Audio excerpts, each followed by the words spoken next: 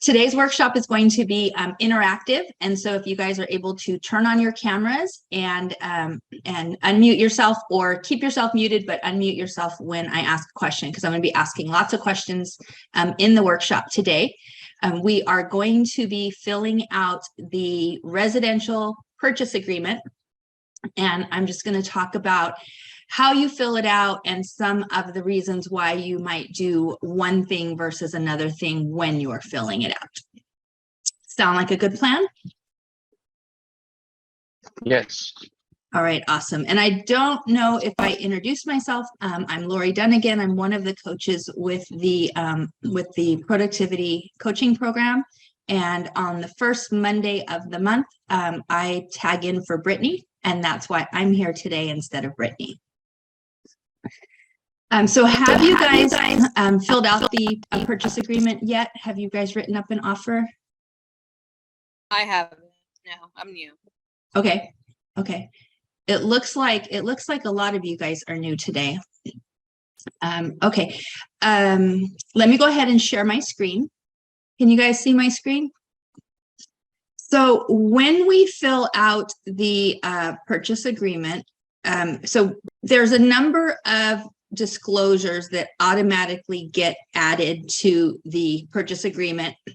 Same thing with the listing agreement. There are disclosures that get added. And so some of these disclosures, you might have a client that ends up signing more than once, and that's okay. Some of these same disclosures are part of the buyer rep agreement. And so, they might see these multiple times. One of the first forms that, in fact, the first form that a client should ever sign is this disclosure regarding agency relationship. And I'm not going to go over these forms in detail, but I will go over the purchase agreement in detail. But basically, this kind of explains how agency works in regards to the seller's agent, the buyer's agent, dual agency. And so your buyer would sign this form, as well as you as the agent signing this form. The second page is literally just the code as it relates to this first page, because it gets mentioned, the code gets mentioned, so it's the second page of it. Second disclosure is the Fair Housing and Discrimination Advisory. And so that is part of the purchase agreement. And that is, again, 2 pages. And your client would also sign that. And then the third disclosure is the PRBS, or the possible representation of more than one buyer or seller. And this just explains how, as an agent, you might be working with multiple buyers at the same time, multiple sellers at the same time. It talks about dual agency again, and it states that their offers are not necessarily confidential, which works sometimes to our advantage and sometimes not. And then everybody would sign this form as well. And then the last one is the wire fraud and electronic funds transfer advisory. And we do want to make sure that we take just a quick minute to explain to our buyers then when it comes to transferring funds electronically, that they want to verify, if they get an email, verify with the actual, title or escrow company, whoever's sending them the email, that it was actually a legitimate email, and not to call a phone number that actually comes in that email. Call the number that they already know belongs to the company. Wire fraud does happen, and we don't want our clients to lose their money because of it. And then we get into the purchase agreement. And so with the purchase agreement, let me see. So I'm assuming you guys can see my screen up to number C. Is that correct? Yes. Okay, awesome. Make sure you guys can see what I can see. Okay, so I've got it filled out a little bit, but I've got some things missing. So tell me what's missing. The parcel number. What number? The parcel number. The parcel number. Okay. Where do I get the parcel number from? On the left. Assessors. Realist tax info. And it should, it could be in a number of different places, but when we're writing up an offer, it should be in the MLS. They should have it in there for us. One thing I will say about the APN is if you know where the dashes go, put the dashes in because it cuts down on errors when there are dashes because it breaks up the numbers a little bit. What else do I have missing here? Lori, shouldn't you verify that though with title because it might be, I Title. mean, would it be right on the MLS? Yeah. Or could it be wrong? Anything could be wrong anytime and anywhere. What I like to do is actually pull up the parcel map, and you'll get, like, if you go under contract, when you get the title reports, they'll have a map of it there, and then you can just look at it and verify, okay, this is the third house over, and this is, you know, the legitimate title, legitimate parcel number for it. But yeah, I mean, it would be easy to transpose a number. Even the listing agent, when they enter it in the MLS, could transpose a number. So you do want to verify it to the extent that you can. Yeah, I mean, it happened to me and then getting it's an added paper to get the addendum Yeah, or the amendment or whatever. yeah. Okay. All right, guys, what else do I need to put in here? The date prepared. They prepare. Yeah. Okay, now tell me about the date prepared. So I am writing up this offer for my client now, but I know that the seller isn't going to be presenting offers until next Thursday. So I'm not going to submit it to them until Wednesday night. So what date do I want to put here for date prepared? Date prepared. The date prepared, which would be today. When you're writing it. It would be today because I'm preparing it today. So that date has nothing to do with when the buyer signs it, when it gets accepted, when I'm submitting it. It's strictly the date prepared. You will find that there will be other documents in the transaction that will refer to the RPA, and it'll ask for the date of the RPA. And this is the date that you'll put, not the date that it was signed or accepted, but this date right here. Okay, so we've got the date prepared. We know it's an offer from Mickey Mouse. We know the property is listed at 123 Main Street in the city of Tulare, and we know the parcel number. What else am I missing here? What was that? You're missing the county. I'm missing the county, right? I review contracts for a lot of agents, and for whatever reason, the county is left off many, many, many times. So we want to make sure that we've got the county in there as well. All right. State. What's up? Oh, never mind. It's in there. I'm sorry. Nothing. Okay. Yeah, yeah. Okay. It's a California purchase agreement, so it defaults to California. Right, right. All right, so now in section number 2, we're going to talk about agency, and we are hereby explaining or letting the clients know which agent is representing who, right? And so when we are filling it out as the buyer's agent, of course, we know our information, right? And so we're going to put in our information, but we also want to put in the seller's agent's information. Where do we get their information from? MLS. It's in the MLS. What do I have missing on this part here? Name of the Checkbox. seller agent. Who's representing the seller, or is it a dual agency transaction?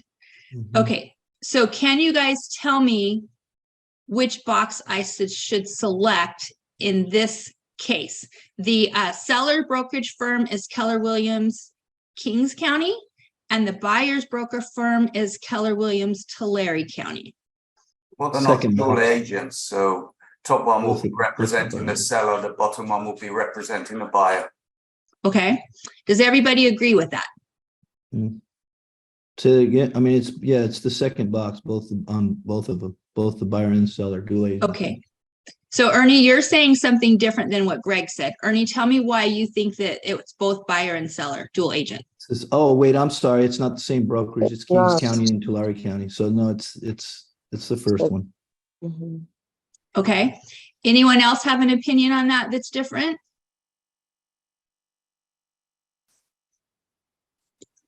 So my broker, I'm in Tulare County, and he also, he has a bunch of DBAs, and he has office in Kings County. And so even though it says Kings County and it says Tulare County, if you look over here at the broker license number, it's the same. They both have the same license number. And anytime the broker has the same license number, it's going to be dual agency. Agency, yeah. So that was a little bit of a trick question for you guys. Sneaky. Sneaky, right? And so, but that's the key to whether it's dual agency or not. So my broker does not do business up in Fresno County. And so if this was a Keller Williams agent from Fresno County, they would have a different license number, and therefore I would be marking the other boxes. And you'll see if I mark one box, like once I mark this box, it automatically fills them all out for me. Okay, any questions on that? All right, so now we've got the agency part filled out, and so our clients know who's representing who, and they know whether it's a dual agency transaction or not. The DRE feels that it's extremely important that our clients know whether it's a dual agency transaction or not. And then we're going to come down to, we're going to start getting into the meat and potatoes of the offer. So in this particular offer, I'm going to offer $700,000 for my clients. My client's going to offer $700,000. And I check the box for a standard 30-day escrow. Now, what do I want to be aware of when I'm saying that I want this to be standard 30 days? It's not on a Sunday or it's not on a bank holiday. Okay, so very important. And if it does fall, if the 30th day falls on one of those things, a Saturday, Sunday, bank holiday, it'll automatically jump to the next working day. So that would automatically put it to, potentially Tuesday for closing. What else do I want to be aware of when I'm just putting 30 days as the close of escrow date?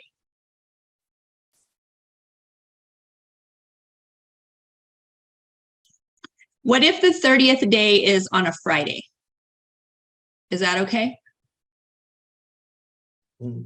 I guess there could be some delays in recording or closing. Yeah. So it's technically okay to close on a Friday, but if we want to keep our buyers as happy as we can, it's better to have the close of escrow date be on something like a Wednesday. And the reason is because it's very common for escrows to get delayed for one reason or another. Usually buyers will have their moving truck ready to move on the weekend. And so if you're sitting there on a Friday and it gets delayed till Monday, your buyers are going to be pretty upset because now they don't get to move in on the weekend, right? But if we're sitting there on a Wednesday and it gets delayed to Thursday, or it gets delayed a second day till Friday, they might be upset, but it's probably not going to affect their weekend moving plans.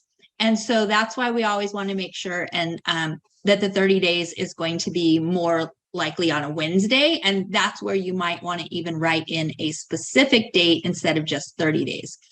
The other thing you have to keep in consideration here is when we put 30 days and then we submit our offer, it might take a couple of days for the agent to present it, and then it might take a couple of days for the seller to sign it and accept it, and maybe there's some counter offers that happen. And so when we just put 30 days, who knows what that actual 30-day will be versus if we just look at the calendar and put a specific date here. Either is okay, but those are just some things to keep in mind. As far as the expiration of offer, some agents like to make the offer expire in 24 hours to kind of put a little pressure on the seller to accept their offer. Personally, when I'm representing a seller, I don't like it when the buyer's agent tries to put pressure on my seller. And so my suggestion is just let it default to the 3 calendar days after the buyer signs it. What happens if, so it's the offer is going to expire 3 days after all buyers' signatures. What if the seller doesn't accept it until 5 days later? Is that okay? In theory, yes, it's voidable, but it's not voided. Correct. Correct. And so it can still be accepted on day 5. It just means that the buyer at that point doesn't have to go under contract because it's technically an expired offer at that point. Then we come to the initial deposit. This used to be called the earnest money deposit. So a lot of times you'll still see it referred to as EMD, but it's the initial deposit amount. And so this is the down payment that a buyer is going to put, and they're going to most likely submit it with their offer or within 3 days of their offer being accepted. Do you guys know what dollar amount should go here? Between 1% and 3% of the purchase price. Yeah. And you can put whatever the buyer wants to put here. It doesn't have to be a specific number. Each market center will be a little bit different in regards to what a standard amount is. In my market center, 1% is pretty standard. So we usually just do the standard 1% here. So on $700,000 offer, that would be 7,000. You see it will automatically fill in the 1% there. A higher initial deposit makes your offer a little bit stronger, but it is also puts your buyer funds in a little bit more risk. As far there's more of the funds that are at risk when that's a higher number. So you can talk to the agent or talk to your buyer and see what number they're comfortable with, explaining that standard is somewhere between 1% and 3%.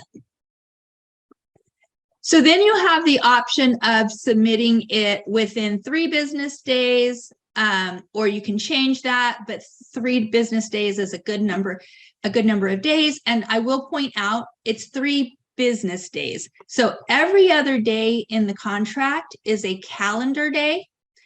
This is the only date that's an actual business day, meaning weekends and holidays don't count when you're counting those 3 days.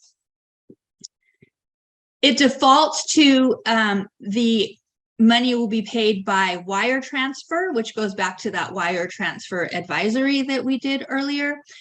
Or we can put that they're going to submit it by a personal check or whatever it might be, or a cashier's check. I don't know if it's really important if, you leave it at the wire transfer and then they do it a different way, but just that's what that box is for. We then have the option of doing an increased deposit. So at some point in the contract, if your buyer wants to increase their deposit amount, you would write that here, and that could be like once all contingencies are removed or something to that effect. My recommendation, and I had an escrow officer tell me this, is not to do an increased deposit, because if something happens and the transaction goes south, both parties have to agree to release the deposit money.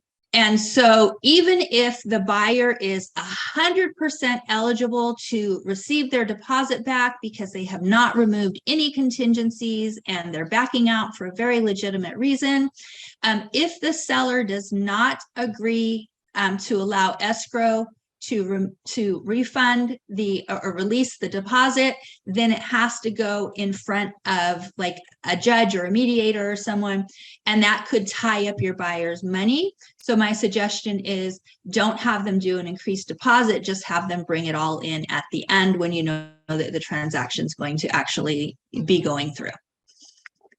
And then we're going to put in the loan amount. Now, how do we know how much of the loan the buyer is going to have? By the deposit, subtracting the deposit. Okay. And how do we even know how much of a deposit they're going to put down? By the percentage that we've already filled out. We're putting $7,000 down. Okay. 7,000 minus 700. Okay. But there's usually a down payment. Mm-hmm. So 20%. Oh, got it. And it could be 20%.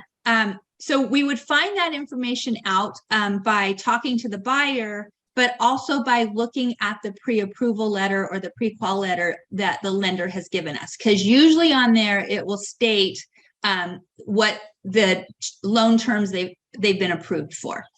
And so if they're going to put, let's say, 20% down, then we would do, let me see my calculator really quick. What is that? What is that? Is that 14,000? 140. It's 140. Okay, and you can see it automatically fills out the percentage again. So, okay, but I want 80%. I'm doing this backwards. So 7, 6, so what's that, 560? Okay, so if they're going to put 20% down, then their loan amount is going to be 80%. And so then their loan amount would be 560,000. Did you guys follow me on the math on that? Yes. Okay. Okay, cool. Sometimes if it's, you know, sometimes it might be 3.5%, it could be 5%, it could be some random number in between. But 20% is a good down payment. And so the loan amount here would be 80%. If it's conventional, then we just leave it conventional and we don't have to mark anything else. But we do want to make sure that we're looking at the letter from the lender and we know exactly what type of loan they're getting, because the last thing we want to do is have them be getting like an FHA or a VA loan and we let it default to conventional, because the loan type is an important thing that the seller might consider when they're considering your client's offer or not. So we want to make sure that we're being accurate on that. We have the option of putting in here that it's an adjustable rate not to exceed a certain amount, or that the buyer is going to pay for points. I usually don't fill that information out. I usually just leave it the way it is. It can protect your buyer though. And so, you know, you might want to put it in there. I just personally don't. If they're going to do an additional financed amount, so maybe they're getting I can hear you. Maybe they're getting a second loan. Maybe the seller is financing part of it, then you would fill out this additional financed amount. As many contracts as I've written up, I don't think I've ever used this additional finance amount. So usually that's left blank. And then we're filling in the occupancy type. Is this going to be their primary residence? Is it a secondary home, or is it an investment property? And then you can see right here, the balance of the down payment is 133,000, which means when they close, they need to bring in 133,000 extra for their down payment, and then they will still have their closing costs on top of that. And what this does is, this is what you were talking about earlier, Ernie.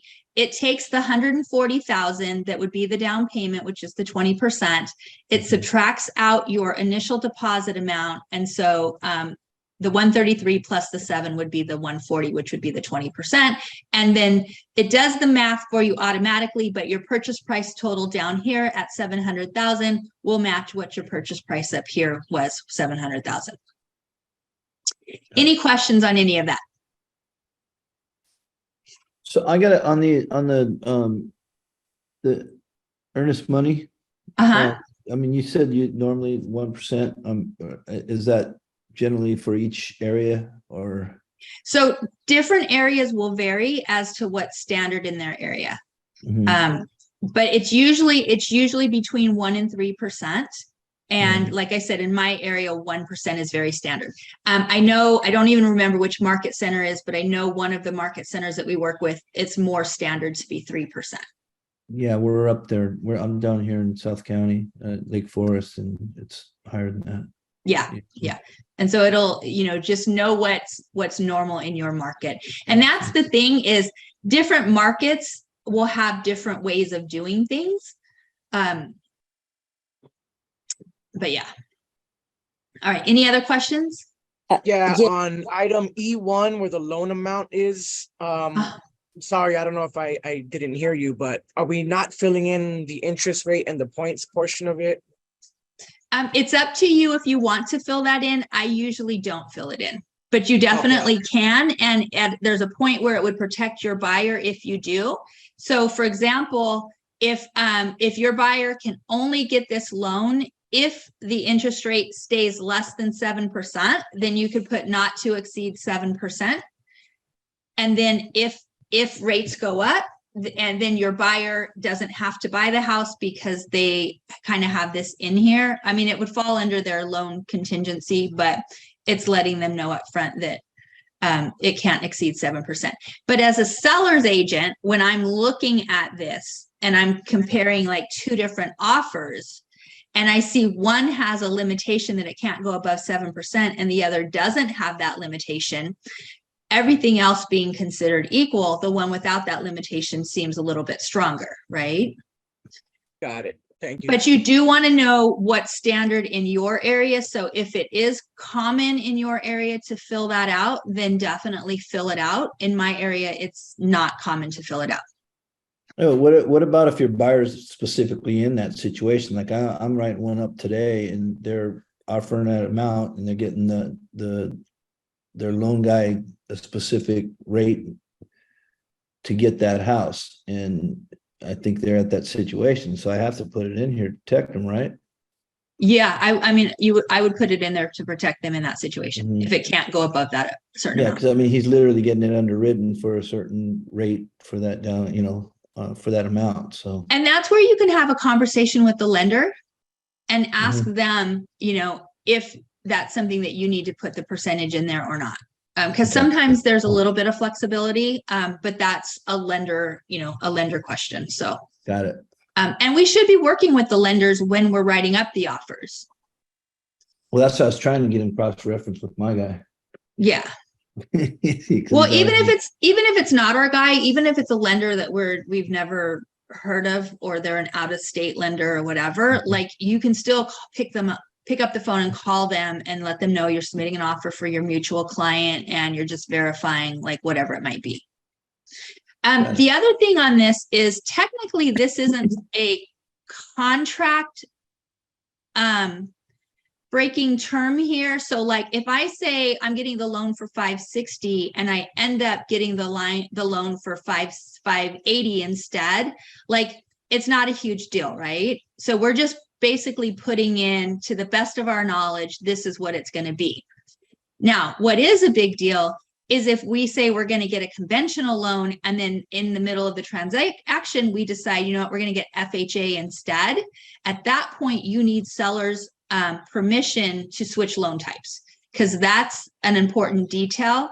The dollar amount of the loan, not as important, but again, we're putting it to the best of our knowledge. Any other questions? Yes, I have a question. What if we are doing, for example, LA City has a program which is conventional, is the MIPA. So it's still conventional, but where can I put that is a LIPA? So I would try to put it, I would try to make it fit, but right here where it says other. So you can put, if it'll fit, put conventional / LIPA. Okay. If it doesn't fit, and that's one of the things too, where when we're submitting the offer, we can also put in the email explaining it a little bit more. We can call the agent and explain it a little bit more, because they might not even know what LIPA means, right? Yeah. So, yeah. So you do want to put it here, but also, maybe explain it in the email or whatnot. Yes. Thank you. Yeah. There's also a place right here, additional finance terms. You could put it there as well, but you want it as close to up here as possible, because this is where they're looking when they look at what's the loan type. Okay. I should put in both probably. You could. Okay. If it fits right here though, I would just put it right here. And then if the seller's agent wants to ask additional questions, they can ask you, or like I said, just explain it up front in the letter when you submit the offer, the email when you submit the offer. Yes, thank you. All right. So now we're going to come to this portion. So what I want to know here is so what I want to talk about here on G1 and G2 is if the buyer is asking the seller to help with closing costs. So we can write it under additional finance terms. So right here I have seller to credit buyer 3% towards buyer's recurring and non-recurring prepaids and closing costs. And you want to use that language if you're going to write something in here, recurring and non-recurring. And the credit, whenever the buyer asks for a credit, we have to make sure that it's okay with the lender, because there is a maximum amount of credit that a lender will allow a buyer to have. And so usually it's about 3%. But if we ask for 3% towards closing costs and we get our offer accepted, and then we're doing the request for repairs, and the seller wants to issue us a $3,000 credit towards repairs, most likely we are already maxed out on our credit and we wouldn't be able to accept a $3,000 credit in the repair negotiations. So just keep in mind that there is a maximum amount that you can get for credits. If you see up here on, what is it, G1, there's also by default language, we can just ask for a credit here. So if we want to ask for, let's say, a $15,000 credit towards closing costs, it automatically defaults seller credit to be applied to closing costs, and then we could write something else here. So you can do it either way. I kind of like to put the 3% down here just because sometimes it's a random number, but you can put the number up there as well. But you only need it in either one or the other. You don't need it in both. Okay. Any questions on closing costs?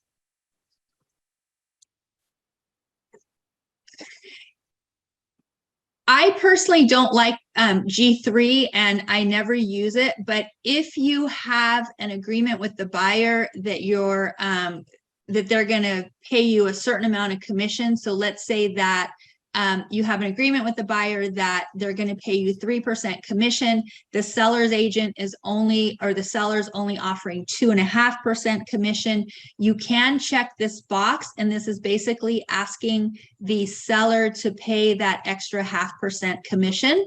I feel like it weakens your client's offer, and so I don't recommend doing that, but that's what that box right there is about. But again, that's only if you have the compensation agreement already signed. And then we have on H1, 2, and 3, we have the verification of funds. And so if it's an all cash offer, then we would submit proof of funds for that. We can submit proof of funds for our down payment and closing costs. And then we have the verification of loan application, which would be the letter from the lender saying that your client's qualified up to a certain amount. So in that area, I have a couple of things that are incorrect or missing. So do you guys see, just looking at H1, H2, or H3, what I need to do or change? H3, pre-qualification, pre-approval, or fully underwritten needs to be checked. Yes, so I need to check what type of loan approval that the buyer has. Which one is the strongest type of approval? Fully underwritten. Fully underwriting. Fully underwritten. Second strongest is that they're pre-approved, and then the weakest is pre-qualified. And it should say in the lender letter which type of qualification they have. A lot of agents forget to fill out this part. Okay, so there's something else here that I would suggest changing. Can you guys see what it is?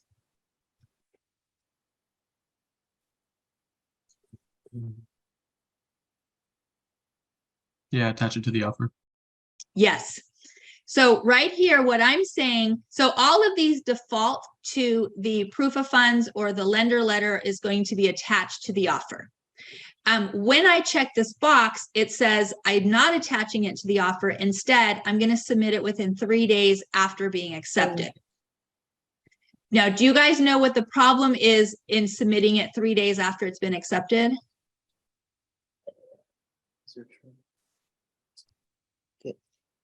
Well, I mean, another offer could get accepted prior to that. Yes. Well, and here's the thing though. So this is saying that I'm going to provide proof of funds or the letter within 3 days after you accept my offer, right? Mhm. But Yeah. if I'm representing a seller, I'm not going to let my seller go under contract with a buyer who we don't even know is qualified or not, right? Correct. So If they're not on most of the MLSs, they're stating must be submitted with the offer. Yes, exactly.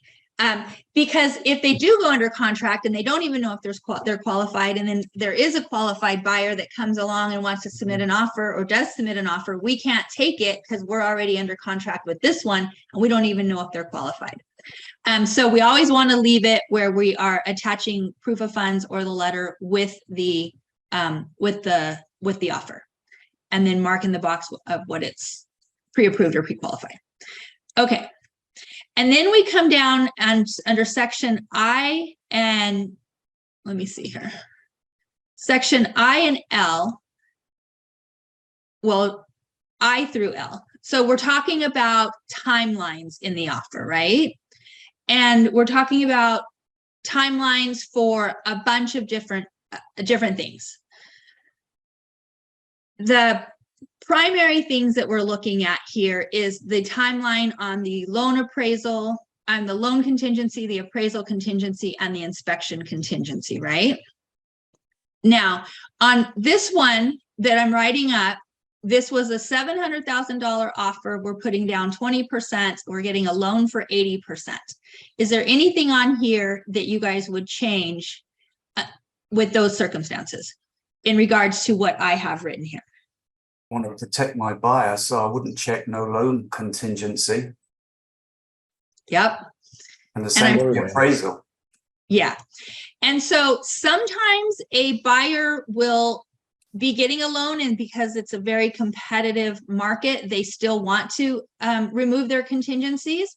And that's fine if they do. It's their choice if they do, and we're not there to prohibit them from doing it. But we definitely want to explain the risks of removing that contingency.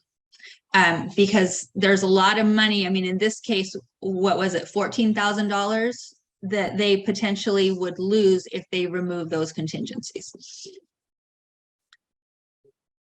So this is we're just going to go with the standard timeframes here. It defaults on the loan appraisal and inspection contingency to 17 days. We can shorten those if we want to. If we shorten them, it does make the offer a little bit stronger. If you ever shorten the loan or the appraisal contingency, make sure that you check with the lender first to verify that the lender will be able to meet that timeline, because sometimes it just can't be done in 17 days, and it'll depend on the lender, and they'll let you know that. 17 days to, review the seller documents, to look at the title reports, look at leased or liened items. So for example, if there's solar panels, you have 17 days to look at that contract. Note that it says 17 days after acceptance or 5 days after delivery, whichever is later. So if you're in an escrow and you get the different reports on day 16, that means your contingency doesn't end on day 17. It's going to end on day, what is it? 21. 20. Yeah. So you'll have an extra 5 days. So when you're representing a days. seller, you want to make sure that you are getting all of the reports to them timely, or else their contingencies are going to extend out. Then we have, okay, so we have a couple of other things here. Coming back up here. Let me see where I'm at.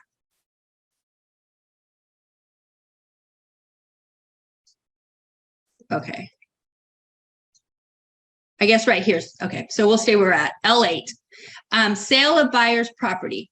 So if your buyer purchasing this home is contingent on them selling their home, you want to make sure that you're checking this box and that you're attaching form COP. And then filling that out, and that becomes part of the contract. If you don't check that box, then your buyer needs to be able to purchase this house without selling their existing home if they have one. And some buyers are in that position, some are not, but just make sure you check that box. Time of possession automatically defaults to upon notice of recording, or you can change it to a specific, time of day. I like to leave it to upon notice of recording. So that just means once it records, at that point, the buyer is able to go and get the keys and it's their house. Now, obviously that can only happen if the seller has already moved out. And as an agent, we want to be on top of that, making sure that before we close, the seller is indeed out, and that we're not going to have unhappy buyer who goes to move in and the seller still got half their stuff in the house. And so as agent, we want to be on top of that. But time of possession, I like to leave it upon notice of recording, unless we are allowing the seller to stay in the house. And if we are, then we're negotiating that at the time that we're submitting the offer. And we're either going to use the seller in possession form, which is if the seller is going to stay in the home for less than 29 days and 29 days or less. And then there is the RLAS form if they're going to stay longer than the 29 days. Now you will, if you look at those forms, the SIP form is very simple to fill out. I think it's 1 page, might be 2, I think it's 1. But the RLAS form is multiple pages. It goes into a lot more detail. And if at all I have the opportunity to avoid using that form, I'll let the seller stay for 29 days and not more. Of course, that's between buyer and seller, not me.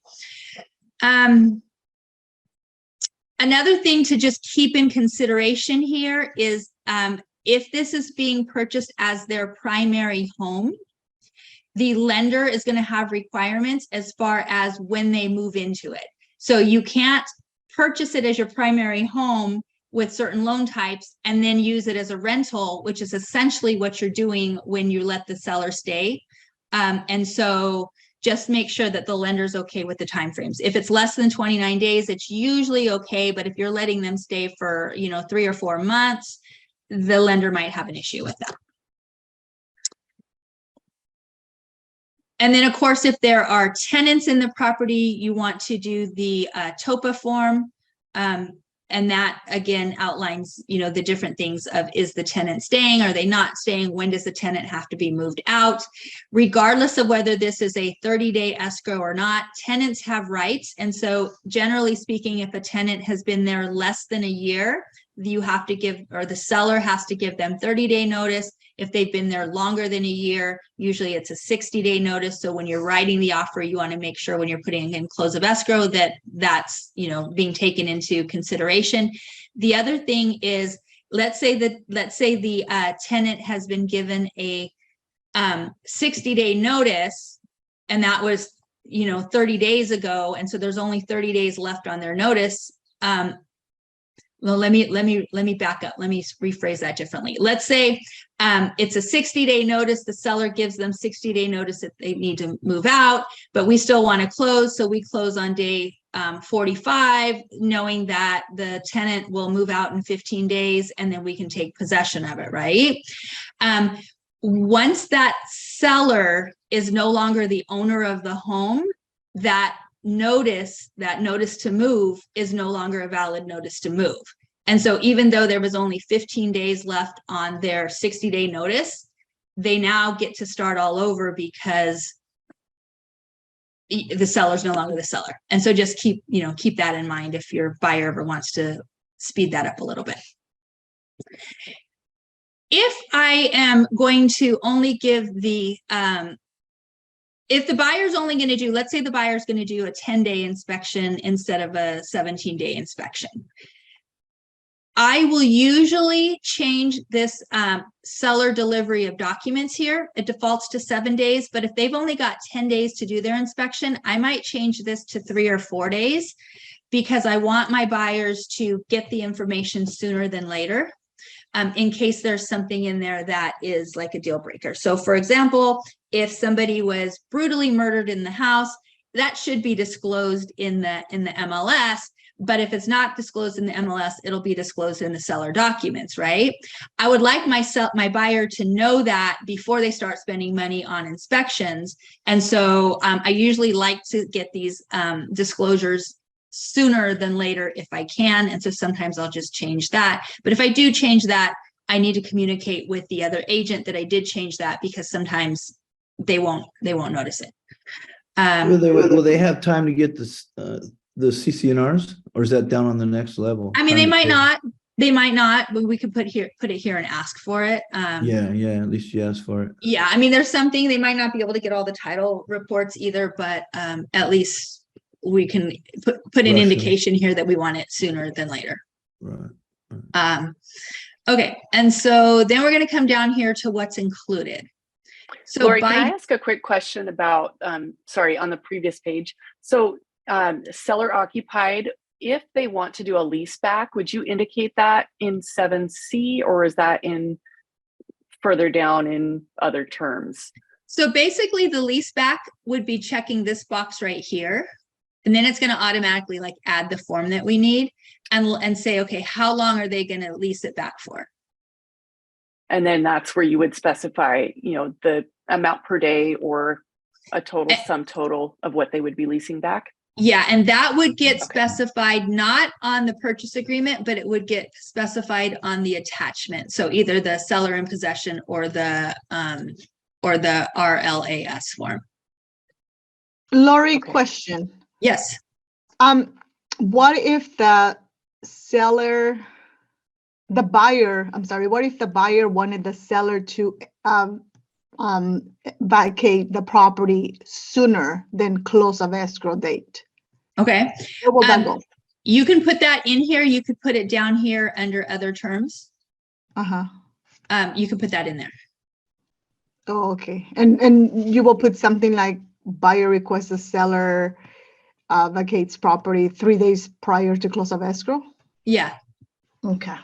Okay, Yeah, so we that can do. was gonna go along with my question, because like I'm supposed to do my walkthrough, but I already talked to the agent and said, well, when are they moving out? Because I wanted to do it after they move out, because I don't want to make sure that they thrash the property moving out.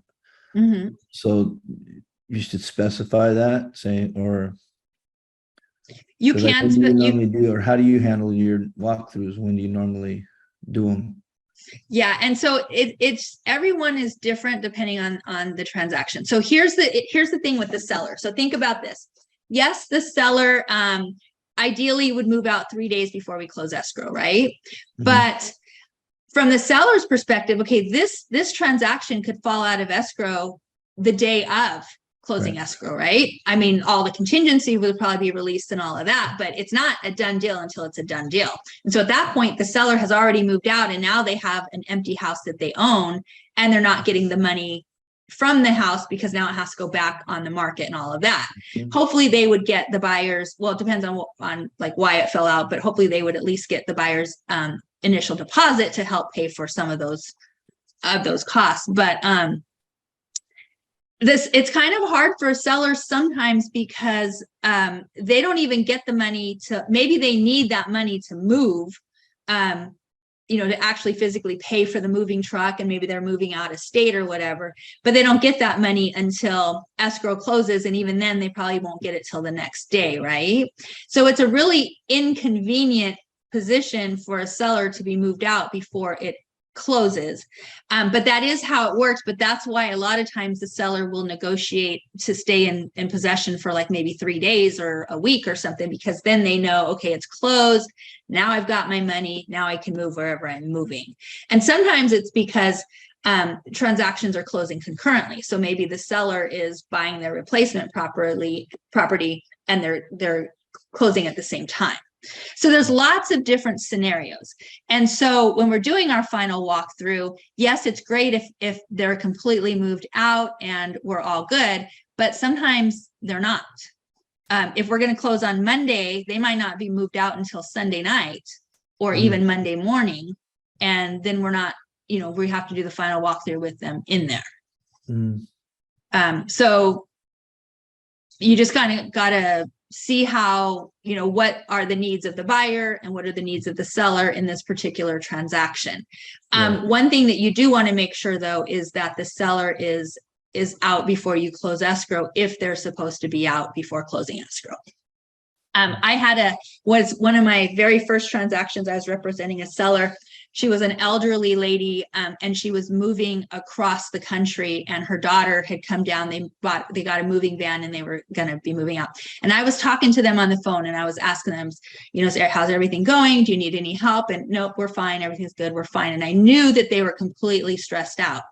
Well, the morning that we were supposed to close, I called them. I'm like, how's it going? Are you guys good? Yep, we're good. No problems at all. Right. Well, I drove by there, and mind you, we're supposed to close this day, and they had half their stuff was still in the house. The moving van was completely full. It couldn't move, not fit one more thing in there. And we're supposed to close in a couple of hours, and they're supposed to be out. And that was like a scramble, and it was super frustrating because I was communicating with them and they just weren't being honest with me. Right. And so it ended up all working out okay, but just, be aware that you need to know what's going on, right? Okay. Any other questions? With my brother-in-law and sister-in-law, we were helping them move. They got the house, everything was closed. We were helping them move, and they actually gave these people a couple of weeks extra for the sellers to live there. And it was moving day, and we got there with the moving truck to move in, and they were still in the place and still moving out. Still had stuff to get out. We had to wait for them to load up the last truck. And then it wasn't clean. It was a disaster. And my thing, and they didn't use me, but my thing was, where's your agent? What the hell happened here?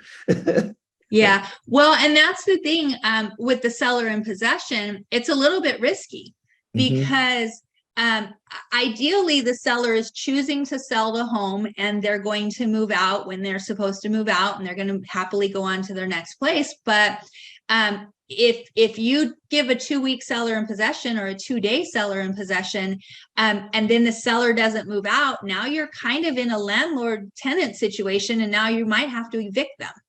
And so those seller in possessions can be risky for the buyer. Lots of times they work out perfectly well, and we can see all the legitimate reasons why a seller would want a seller in possession. But sometimes it doesn't work out the way you want it to, and there's no guarantee. Another agent in my office had bought a home, let the seller stay for a couple of days, and then the seller ended up not moving out. They had to evict them, and when they did evict them, the seller had taken the entire kitchen with them, like literally the counters and everything. And now that was a slightly different situation because the seller was losing their house and all of that. But, we just have to do the best that we can to protect our clients by being aware of what's going on to the best of our ability. Lori, can we talk a little bit more about that eviction process? Because actually I'm going through that exact problem. We think that the seller might not move. It's a divorce situation and they might not move. So what happens, if he doesn't move? So ideally, if you are representing a buyer and you know that the seller has not moved and it's, not exactly a friendly situation, I would not let the transaction close, because once the transaction closes, your buyer now owns that problem. If the transaction doesn't close, there are other ramifications to it, but your buyer's not in a position where they now own a house that is basically has someone who's not allowed to be there. And so talk to your buyer, see what they're willing to do, not willing to do, because if they buy the house, they might have to physically evict the client or the seller, which means going to court and waiting, you know, all the different timelines and all of that. So I don't have a lot of experience with that. I would definitely get a professional involved, like a professional eviction service involved if you get in that scenario. But your best bet is to not let it close until you know that the seller's out. That's on the buyer's part, but what if I was representing the seller? I would still do the same thing. I wouldn't let it close until the seller was out. I would be in communication with the buyer's agent, and because you guys are working for the same goal and the seller's under contract to be out. So I would still be in communication, and that's where I would also bring your broker into it and take the advice of your broker on what the next best steps are. Okay, thank you. Yeah. Yeah, because the last thing you want to do is end up being caught up in a lawsuit because your seller refuses to move. So yeah, definitely get your broker involved in that. Okay, thank you. Okay, you're welcome. All right, so coming down to this page, this is the last page that what I call the meat and potatoes, because there's like 3 pages that are like the meat and potatoes of the offer, right? And so by default, bathroom mirrors is going to be selected. I don't know why they did that, but that's automatically always selected. And then you can select any other items here that your buyer may or may not want. Usually the stove is included in a transaction. If there's a video doorbell or smart home control devices, you know, whatever you want to mark here or not mark here is completely up to your buyer.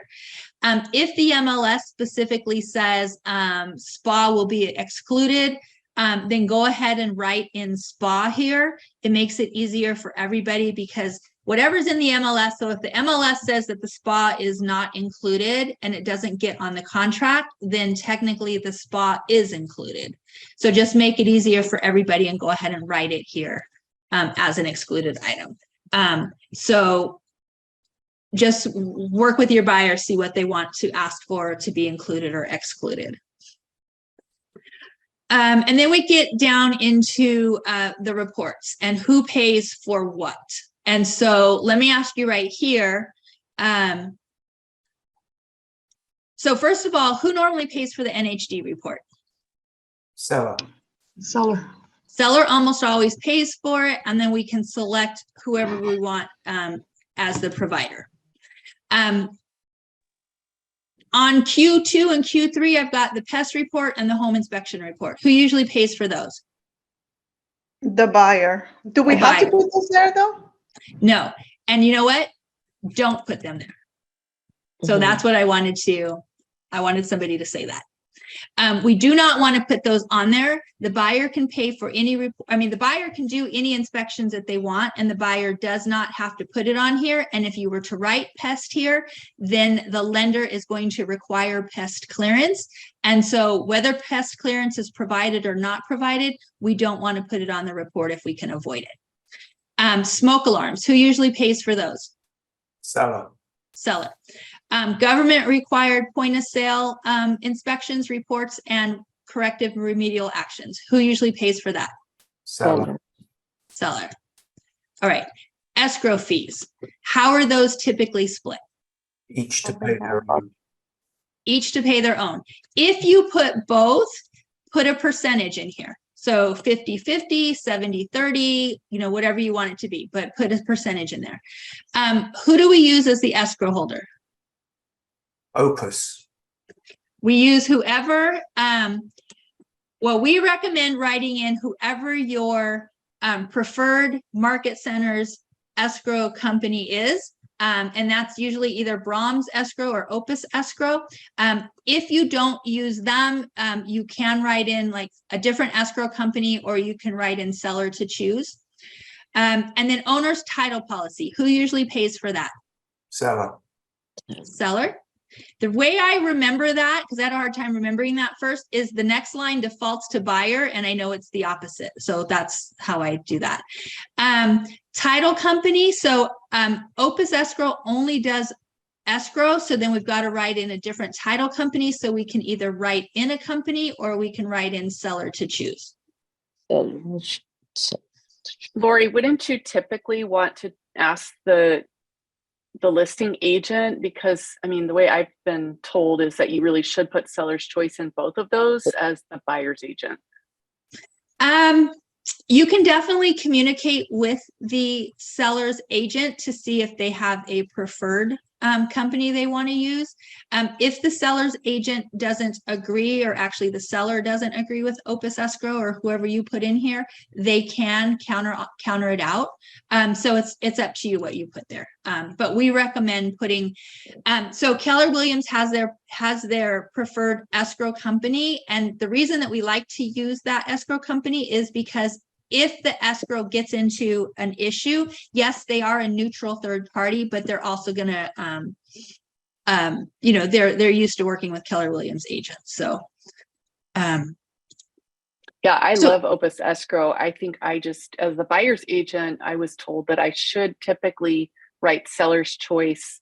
But could you write seller's choice or Opus Escrow? So then you give that in writing that would be your preferred. you could, or you could just put seller's choice, and then when you send the email or you talk to the agent, say, we really would like to use Opus Escrow, but we put seller's choice in there. Okay. County transfer taxes and city transfer fees. Who usually pays those? Seller. Seller. So seller usually pays for a lot of this, right? HOA transfer fees. Who usually pays for those? Seller. What if, I'm sorry, what if the seller doesn't want to pay Q10 and Q11 or is left blank? Like we did with the government required point of sale Q6. Okay, so Q5 and Q6 or Q10 and Q11? Q6, Q10, Okay. and Q11. Okay, so with Q10 and Q11, if there are transfer taxes for the city or the county, somebody has to pay for them. And if you leave it blank, then at this point, nobody has agreed to pay for them. And so you definitely want to put something in there. So buyer, seller, both, whatever you want. And you can put if any here if you want, but you definitely want to have something in there as far as who's going to pay for it. Okay. The Q4 and Q5 and Q6, the government required ones, I have seen this be countered out by seller agents. And Yes. so a lot of times these don't come into play because there are none, but there are some communities where there are. And so you just need to make sure that if you're leaving it blank, that you know that wherever this community, wherever this house is, that there's nothing there that applies to it. You can, if you leave it blank out, I guess you kind of will have to negotiate it later. Type of If thing. it becomes an issue, you would have to negotiate it later. So I like to mark it with seller and then leave it at that. Usually nothing comes of it, but at least if something does, then the seller's going to be paying for it. If they counter it out, then I'm usually okay with them countering it out. For example, in my city, in my county, we are past 12:30. So if any of you need to go, you can go ahead and go. But I'm gonna keep this going for just a few more minutes. So in my county, there are 8 incorporated cities, and one of those cities has a requirement that if the home, because there was some unincorporated areas that got incorporated into the city limits, and not all of those homes are on public sewer. Some of them are still on septic. And there's a requirement that if the home is sold, it has to be connected to city sewer. And so if your client is buying one of those homes and this doesn't get marked, then it's kind of a question of, okay, that's, maybe $8,000, $10,000. Now we're negotiating that, right? Now, hopefully the seller's agent already knows that that has to happen and that they've already told their seller that they're going to be the ones that pay for it. But technically, if this is left blank, right here, if this is left blank, then it becomes a negotiation point, right? So it's better to just, on all of these, mark who's going to pay for it. And then if it doesn't happen, then it's not a big deal, right? So you leave Q2 and Q3 blank still? So Q2 and Q3 are blank because we don't have any specific reports that we're asking them to pay for. So if we did have a specific report, then we would put it there. And what is a government required point of sale inspection report? Like, when would that come into play, and what is it? Because I'm not sure what that is. Yeah, and so that would just depend. Like every city or every community might have their different things. For the most part, it doesn't come into play, but some communities it will come into play. And that's just what I was talking about with the houses not being connected to the sewer. That's a corrective or remedial action, not an inspection or a report. But I'm just marking seller on both of those in case something comes up. Mhm. That's what it covers. I know that there are some communities that have things. But I don't know specifically, like for those of you that are not in Tulare County, like I don't know specifically what they are. So that's something you might have a conversation with your broker about, see, or even probably your escrow company could tell you, are there government required point of sale items that I need to be concerned about when I'm writing up an offer in, this city or this town or this county or whatever. Right off bat, I don't know any other than the one I already shared with you. But that one I shared with you is, an $8,000 to $10,000 item. So it's a big one. Okay. Any other questions? Yes, I have a question. On the title company, who chooses the title company, the buyer or the seller? So technically the seller's agent is usually the one that selects it, but it's selected by what gets written on here and then what gets countered. And so buyer and seller will both agree. Buyer is proposing a certain company unless they write seller's choice, and then the seller either accepts it or they counter it. Oh, okay. Thank you. I have a question, Mm-hmm. Lori. Yes. I was having a little bit of trouble with my internet, but is there any way we can review either this video or another video where it explains how to do these offers? Yeah. So this will, for the PC agents, this will be recorded and will be released in a couple of days, and it'll go up on Jodi's YouTube channel. Okay. And then our brokers also do contracts classes every Thursday in 4 of the market centers, not in the other 2, but in 4 of them, called Contracts Kung Fu. And they have, they go over this there too. And then they have that also on their website. So yes. So we go to, where can we find this Meggers? Meggersgroup.com. Okay. Yes, meggersgroup.com would have it. And I can send you the password. Please. Yeah. Okay. Okay. Do I send you an email? Yeah, send me an email or a text. That's fine. Okay. Thank you. Mm-hmm. Any other questions on this part? Yes. Can you put that on the chat, please? Do what? Can you put it on the chat here? You can email, I can put my email. Well, my email is my Okay. first and last name at kw.com. Okay. Okay. Any other questions on the contract of what we've covered so far? Okay, so let me just finish here. So private transfer fees automatically defaults to seller. I would leave that. I would not change that. Here's another part, Q16 and Q17, which is similar to Q2 and Q3, where we could write in here if we want the seller to pay for any specific fees or costs. I always leave that blank. And then we're going to look at the home warranty. So really quick on the home warranty, I've got it filled out a little bit, but I'm missing something. What am I missing? Description of the plan chosen. So Yes. plus AC, basic coverage plus AC. Yes. So we either want a plan name, or at least we want it to say upgraded to include pool, AC, whatever it might have. This serves as instructions to the escrow company. And so the escrow company says, okay, I need to contact First American Home Warranty. I'm going to buy a home warranty for this transaction. I'm going to charge it to the seller. And this is the plan that I want, or these are the features that I want. So this serves as instructions. So we want to make sure that we've given them full information. Other terms is where you can write, like whatever you need to write. So maybe you need to explain something a little bit more detail. But if the agent happens to be related to the buyer, like you would put something like that in here. And then that's pretty much like the meat and potatoes of the offer, like those 3 pages. Up here, we start getting if there's anything else that we're adding. So like if it's a manufactured home or if it's probate, if there's a septic or well on the property. So up here, when we're like, are there any other fees or costs that like we want the seller to pay for?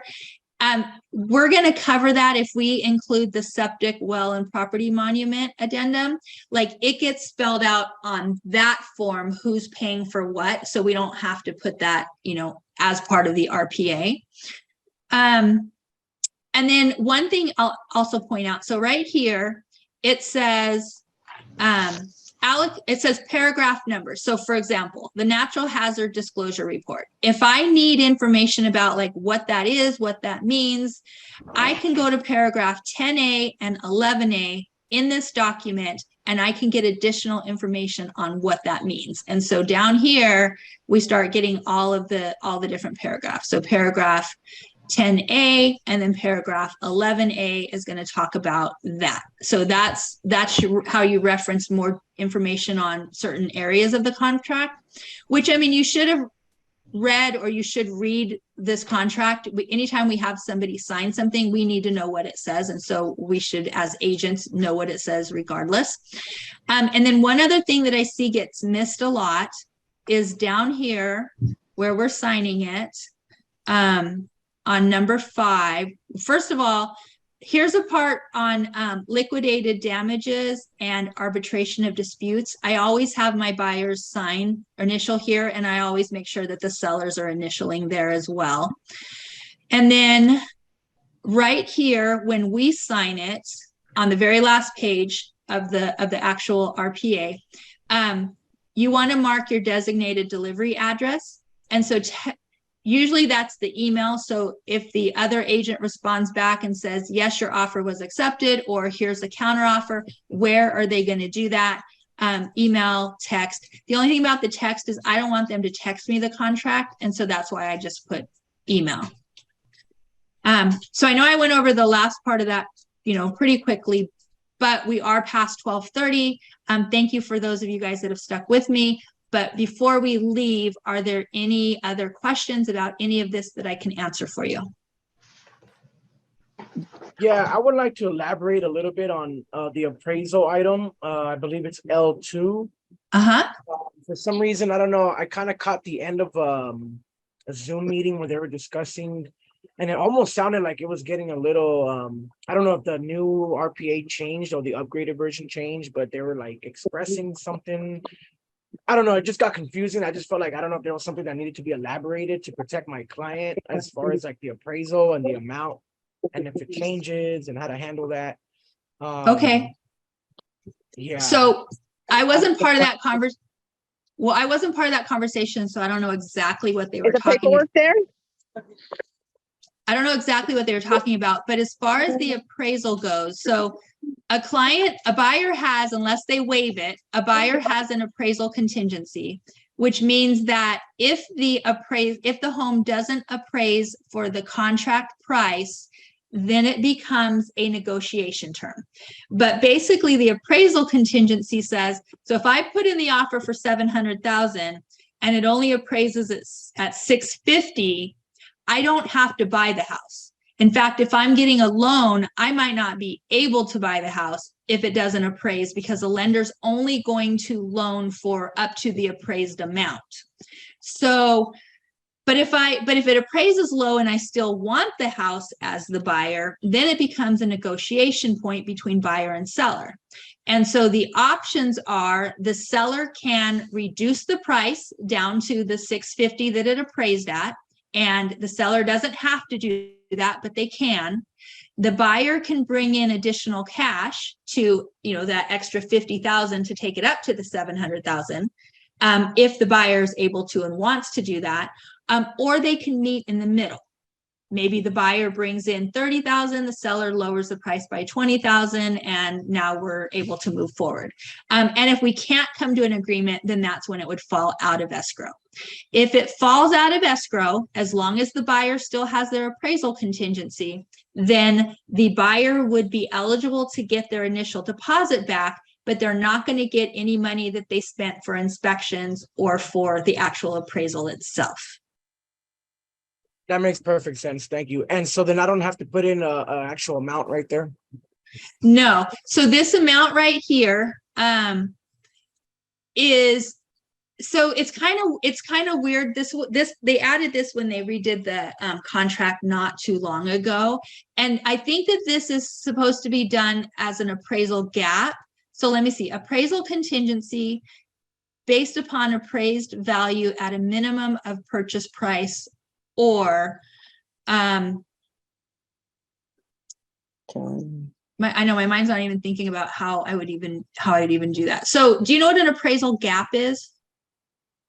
No. Okay, so an appraisal gap is when the buyer submits the offer right up front. They're saying, if this home does not appraise for the full amount of my offer, I'm going to bring cash in and I'll make up the difference up to a certain amount. So I could say, here's my offer for $700,000, and buyer is willing to pay up to $20,000 in the case of a short appraisal, up to the maximum offer price of $700,000. So if the home appraises at $680,000, then the buyer has already said, that's okay, I'm going to bring $20,000 in, and you'll still get your $700,000, Mr. and Mrs. Seller, and we're going to move forward, right? If it appraises only $10,000 low, then that means that the buyer only has to bring in the extra $10,000, not the full $20,000, because we're only going to go up to the maximum purchase price. But we're still good.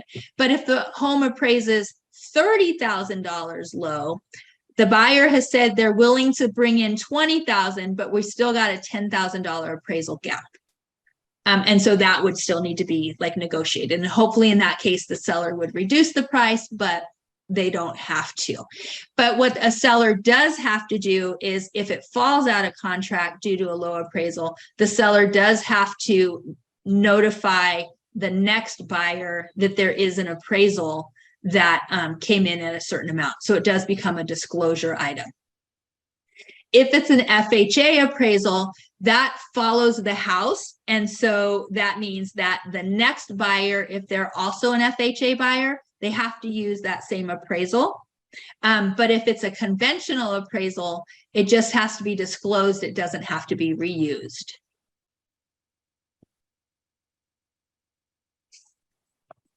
Does that make sense? I know that's a lot. Okay, I'm also reading let's see, for example, I put no appraisal contingency, but it's an FHA. It says removal of appraisal contingency that does not eliminate appraisal cancellation right in FBAC. Yeah. Okay. So my client can get out of the contract even if let's see, if it's an FHA and I put no appraisal contingency, and if did not appraise to the purchase price, my client can get out of the contract. So I would want to read that FBAC form in detail, specifically looking to answer that question, Okay. and not just kind of give you an answer right here. But I think there's some truth to what you're saying, but I would also, like I said, I'd want to read that in more detail. I've read it, but I'd want to read it in more detail before I answer that for you. Okay, thanks. So going back to L2, so they've added this, and you can put a dollar amount here, but I think it's a little bit confusing. So in this case, what I think is that if we're doing a $20,000 appraisal gap, then at a $700,000 offer, we would put $680,000 here, which means that it has to appraise at a minimum of, I didn't put enough zeros, of $680,000 not the 700,000, because as a buyer, I'm willing to bring in $20,000 more. But this is a little bit vague and confusing. So instead of putting it there, I would come down to R, and I would put in the language that says buyer is willing to bring in $20,000 in case of a low appraisal, up to the maximum price of 700. And that way it's just spelled out so that people are going to understand it a little bit more than understanding that that's what this means. Okay, that makes sense. Thank you. Yeah, so that would be my suggestion there. All right, any other questions? Yeah, I have another question. I think it's Q9. Is buyer to pay for lender something? Is between the Q or buyers, lenders, title, okay, insurance policy. Yeah, can we negotiate that? It defaults to buyer, and so I wouldn't negotiate it. I would just leave it as buyer. It does say, let me see here. Unless otherwise agreed, buyer shall purchase any title insurance policy insuring buyer's lender. Oh. So you can negotiate that, but it's pretty standard that the buyer pays for it. And so I would just probably negotiate something different. Yeah, I'm so sorry. It was about Q13. It was not that. I'm sorry. I'm Okay. sorry. Oh, the HOA certification fee? Yeah, can we negotiate that? You can. I mean, it defaults to buyer. It doesn't have that same language, but everything on here is negotiable. And so yes, you can negotiate. Okay. I don't see any reason why you wouldn't be able to negotiate it, even if it came out as a negotiation as a credit towards the buyer's closing costs, you know. Okay, thank you so much. Okay. All right. So with that, I'm going to go ahead and stop sharing. Thank you guys for attending and for being interactive and asking questions and answering my questions. I like when the workshops are like that. I hope I helped you guys, and I'll see you guys next time. Thank you Thank so you so much. much. Thanks, Laurie. You're welcome.